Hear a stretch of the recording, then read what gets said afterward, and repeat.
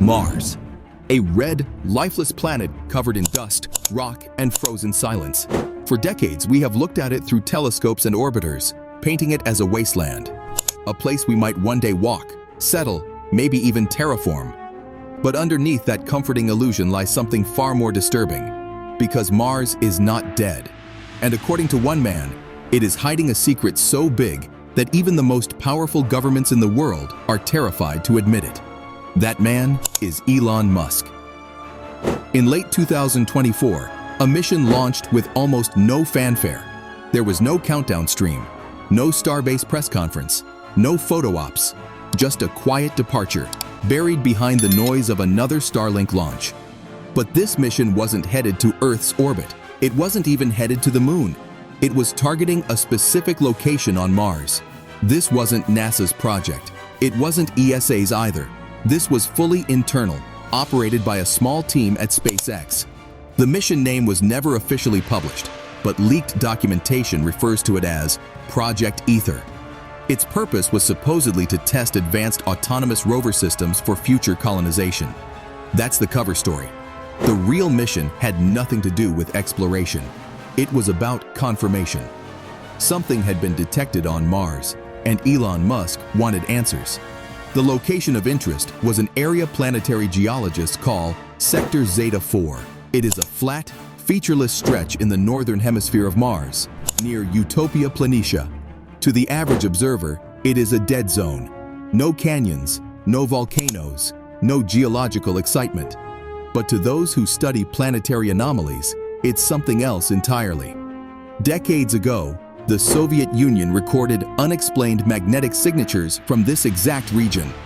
These readings were dismissed at the time due to limitations in Soviet tech. But more recent scans, made possible by private satellites, picked up the same signals. And those signals did not behave like natural geological formations. They pulsed, in patterns. SpaceX's rover was designed to do three things. First, it carried an advanced ground-penetrating radar system, capable of mapping structures buried up to 5 kilometers below the surface. Second, it featured a spectral analysis suite, programmed to look for non-native material signatures. And third, it had a new type of frequency analyzer built from DARPA-developed blueprints. The mission objective was simple: locate the source of the magnetic pulses and transmit full readings back to Earth. For the first 5 days, everything went smoothly. The rover deployed successfully, traversed the target region, and began scanning beneath the surface. The data was clean, the terrain stable, until day 6. At precisely 2:14 UTC, all data transmission stopped. No signal degradation, no warning, just a hard cutoff. Every backup system failed simultaneously. The rover was gone. At first, SpaceX said it was likely a software malfunction. They blamed solar radiation, Mars's unpredictable dust storms, or corrupted onboard memory. But these were excuses, and people inside the company knew it. Because right before the blackout, the rover sent one final packet of compressed data. Just a few megabytes, not enough for full sensor readings, but enough to terrify the engineers who saw it. Inside that packet was a partial radar scan, a 3D mesh. At first glance, it looked like noise, but when processed and filtered, the image became clear. Beneath the Martian soil, buried under centuries of dust and rock, was a massive hexagonal formation, over 70 meters across and unnaturally symmetrical, perfectly straight edges, impossibly sharp angles, the kind of geometry nature does not create. Worse still, the structure wasn't isolated. It was surrounded by 12 vertical columns, each placed at exact 30-degree intervals around the central object. They weren't made of stone. Spectral data suggested a composite alloy unknown to modern science. They were smooth, polished, and resonating with low-frequency vibrations. It was not a geological feature. It was not a collapsed lava tube. It was something built. And then, it got weirder. After the blackout, multiple independent satellite tracking organizations noticed something strange. A short burst of electromagnetic interference originating from Mars pinged several private satellites in Earth's orbit. The signal lasted under 5 minutes. It was rhythmic, structured, and it matched the exact pulse pattern detected by the rover before it went dark. That signal was classified immediately, but not before amateur astronomers picked it up and uploaded fragments to open-source archives. And when cross-referenced with known terrestrial frequencies, the closest match came from a different place entirely. Greenland. Specifically, the anomalous region buried beneath 2 miles of ice known informally as the Greenland Gate, a site long theorized to contain a buried non-human structure, a site Elon Musk had previously expressed interest in just months before Project Ether launched. Now there were 2, one on Earth, one on Mars, both geometrically similar, both emitting the same signals, both hidden until now, and then the hammer came down. Within days of the signal leak, the Pentagon issued a gag order to all contractors involved in the rover's manufacturing. SpaceX's Martian communication systems were audited by federal cybersecurity teams. Contracts with NASA were temporarily frozen, and key personnel associated with Project Ether were reassigned or terminated. Elon Musk himself disappeared from Mars-related press entirely. No tweets, no interviews, no projections, nothing. A man who once said Mars was our destiny now refused to even mention its name. Insiders began to talk. One former SpaceX telemetry technician leaked a redacted document listing anomalies detected in the final moments of the rover's transmission. The document mentions electromagnetic pulse surges, gravitational inconsistencies, and a brief spike in ambient radiation. But the most chilling note was this: object presence confirmed, emitting structured signal, repeating sequence, possible intelligent origin, response protocol engaged. Response protocol. That's not a scientific term. That's military language. Whatever was under the surface responded.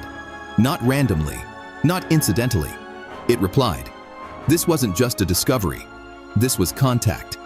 And now, the implications spread far beyond one rover, because around the same time, orbital sensors over Antarctica picked up similar vibrations beneath the ice shelf. The frequency? Identical to the Martian signal. Then again in the Arctic Circle. Then again beneath the seafloor in the South Pacific. 4 locations, 4 signals, 1 pattern. A global, perhaps even interplanetary network. At this point, the suppression escalated. Civilian satellite feeds over Mars' northern hemisphere began showing blank data. Planetary scientists attempting to publish on anomalous Martian readings saw their papers withdrawn from peer-reviewed journals. One research group in Tokyo had their funding cut after proposing a direct probe to Sector Zeta 4. And then came the most unexpected development of all.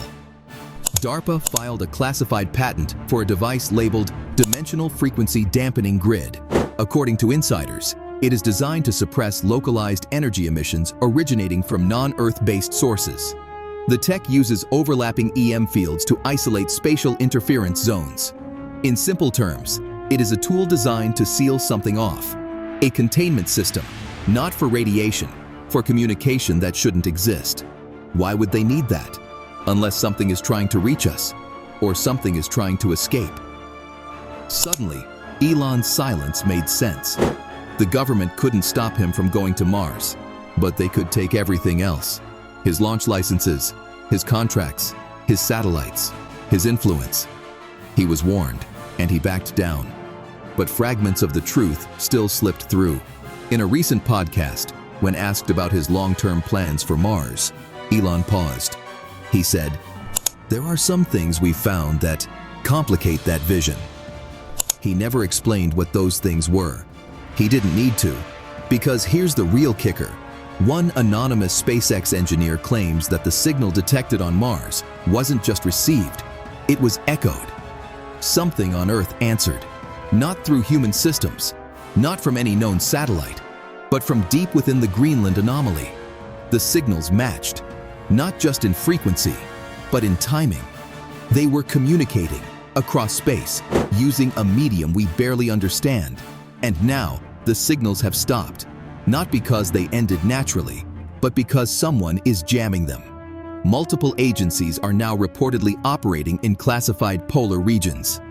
Military movements under the guise of climate research, satellite interference masks over specific coordinates, and private observatories reporting unexplained data corruption when attempting to image those regions. Someone doesn't want the public looking too closely, because if we do, the story unravels. A buried structure on Mars, identical to one on Earth, emitting signals, responding, part of a network spanning planets.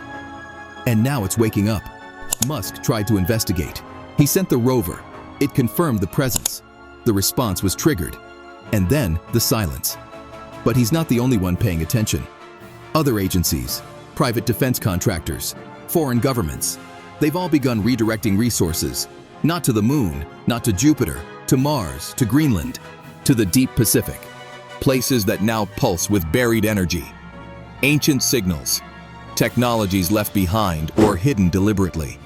And if Elon Musk, the most powerful private space operator in human history, can be shut down, then what exactly are they trying to hide? This isn't science fiction. This is now.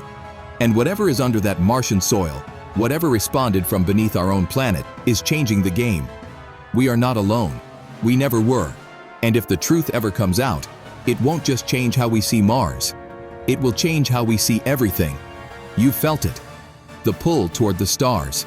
The sense that something is waiting out there. Maybe it is. Or maybe it's already here. And we've just been digging in the wrong direction.